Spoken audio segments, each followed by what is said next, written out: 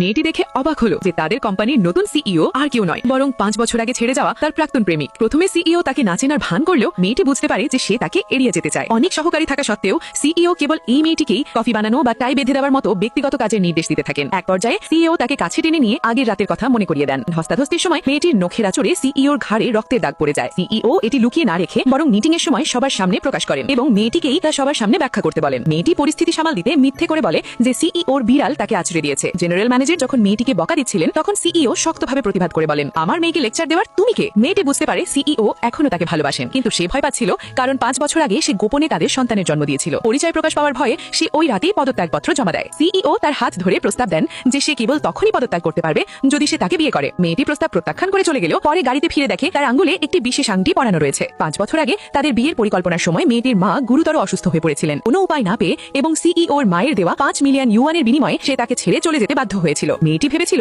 তাদের আর কখনো দেখা হবে না। তার আগে দেখো, এটা হলো মহান আল্লাহ তাআলার নাম আর এটা হলো শয়তানের ছবি। তুমি যদি মহান আল্লাহ তাআলার নামটি পছন্দ করে থাকো তাহলে ভিডিওতে লাইক এবং চ্যানেলটি সাবস্ক্রাইব করো, আর যদি না করো তাহলে আমি মনে করব তুমি শয়তানকে পছন্দ করো। এরপর ভুলবশত এক রাতে সে তার প্রাক্তন প্রেমিকের ঘরে ঢুকে পড়ে। পরদিন সেই ব্যক্তি তার বস হিসেবে আবির্ভূত হয়। মেয়েটি জানতো না যে সিইও মূলত তাকে খুঁজে বের করার এবং পুনরায় ফিরে পাওয়ার জন্যই এই পুরো কোম্পানিটি কিনে নিয়েছিলেন।